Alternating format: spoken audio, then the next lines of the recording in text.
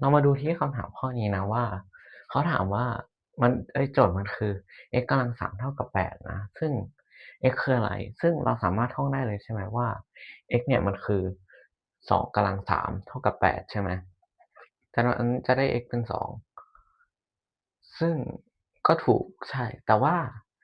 มันเป็นกำลัง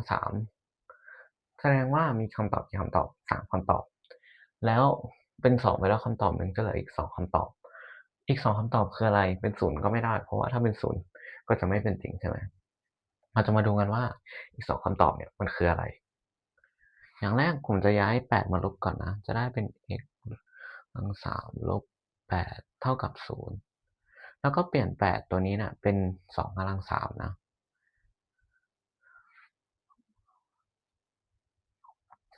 เสร็จปุ๊บผมจะใช้สูตรผลต่างกำลังสามในการแยก2ตัวนี้นะซึ่งสูตรเนี่ยมันมีอยู่ว่า a เอ้ยแบบนึงนะ a กำลังสามลบ b กำลังสามจะเท่ากับ a ลบ b คูณกับ a บวก a กำลังสองบวก ab บวก b กำลังสองใช่ไหมเราก็จะมาใช้แยกตรงนี้นะมันก็จะได้เป็นเท่าไหร่เป็นโอ้ยปากกาไม่ออกเดี๋ยวนะขอเปลี่ยนสีปากกาแบบ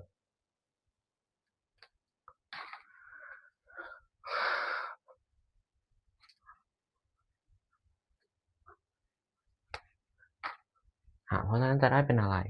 เราก็จะได้เป็น x ลบ2ใช่ไหมคูณกับ x กำลัง2บวก 2x บวก4ใช่ไหมโอ้ยใช่ปากกานี้ชัดกว่าเยอะเลย เท่ากับ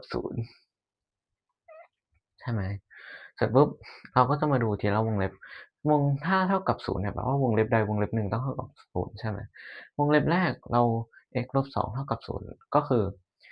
x ลบ2เท่ากับ0 x ก็จะเท่ากับ2ใช่ไหมก็คือคำตอบข้างบนแล้วตัวนี้เราจะมาดูที่วงเล็บก้อนหลังมันคือ x กำลัง2บวก 2x บวก4ผมจะย้ายบวก4ไปย้ายไปฝั่งนู้นนะเพื่อที่จะได้มาจัดฝั่งนี้เป็นกำลังสองสมบูรณ์นะใช่เท่ากับลบ4ใช่ไหมแล้วผมจะเว้นที่ไว้ก่อนนะอ่าหน้ากำลังสองบวก2หน้าหลัง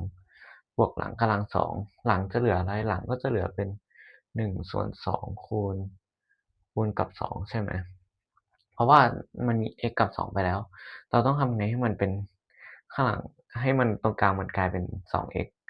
ก็คือต้องคูณอธิบายไม่เข้าใจเนี่ยคือเอาเป็นว่ามันต้องเอาไปหาร2แล้วกันเพราะว่ามันเป็น2หน้าหลังอะแล้วตรงกลางมันมี2อยู่แล้วโอ้ยอธิบายอะไรเนี่ยคือพจน์กลางมันจะเป็น2หน้าหลังใช่ไหมเป็น 2ab ใช่ไหมแล้วพจน์หน้าเป็น x ไปแล้วแล้วมันจะเหลือพจน์หลังใช่ไหมซึ่งเราก็ต้องคูณอะไรให้มันเป็น 2x เหมือนเดิมก็คือคูณ1ใช่ไหมล่ะก็เป็นบวก1พอเข้าใจไหมแล้วก็บวกทั้ง2ฝั่งเลยนะ ตรงตรงนี้เราก็จะจัดเป็นกำลังสองสมบูรณ์ใช่ไหมก็จะได้เป็น x บวก1กำลังสองเท่ากับลบ3ใช่ไหมใส่รูททั้งสองฝั่ง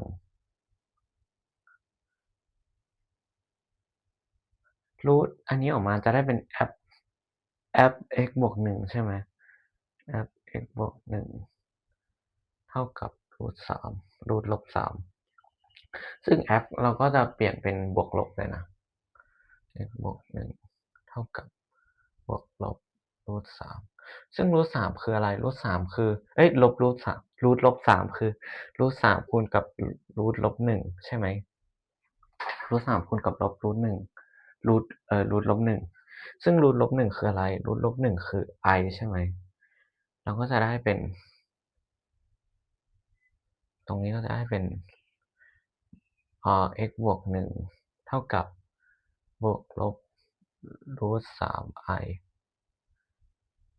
เราก็จะย้าย1ไปลบนะจะได้เป็นเท่าไหร่ก็จะได้เป็นอีก2คำตอบก็จะเป็น x เท่ากับลบ1บวกลบรูทลบ3รูท3 i ใช่ไหม ซึ่งคำตอบแรกก็จะเป็น2คำตอบที่2ก็จะเป็น-1บวก √3i คำตอบที่3ก็จะเป็น-1ลบ √3i ประมาณนี้พอเข้าใจไหมถ้าไม่เข้าใจก็คอมเมนต์ถามได้นะครับทุกคนขอบคุณครับ